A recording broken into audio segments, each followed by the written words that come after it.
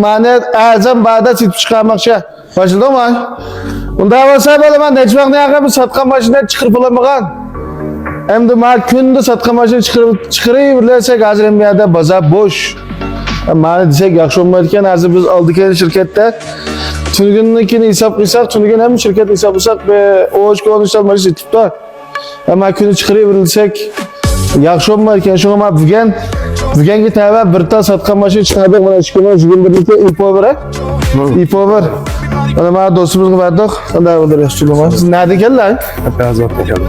Maşını torduğun körep geldi mi ya özür kilip körep gitti mi? Ben doyundu kürep geldim. Maşını yardı mı yakma? Yardı böyle. Bana hazırmış payazbattım ama sen onun maşını kayamam, sen payazbattım zalva.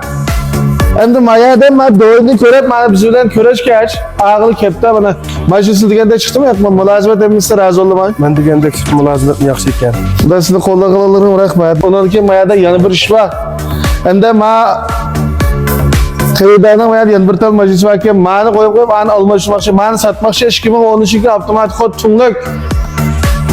Kiyar jipo.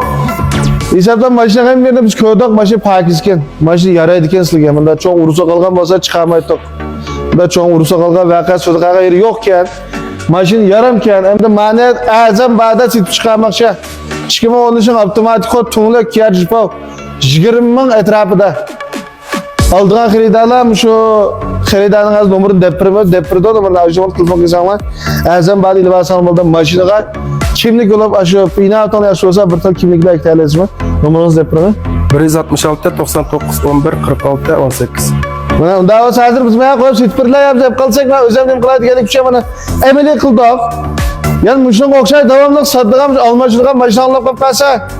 Bizge berip kalsanlar biz sitip alsak bol kanalda ötep kalsa. Bomba kap kalsa sitip alsak sanma sitip alsak boldu koyup. Bomba kap kalsa bana işte özü gidip birimiz xeridavla özün ala kılışıp özün sitip alsak boldu. Şöyle kandan maşina aldığım valla almıştırdığım.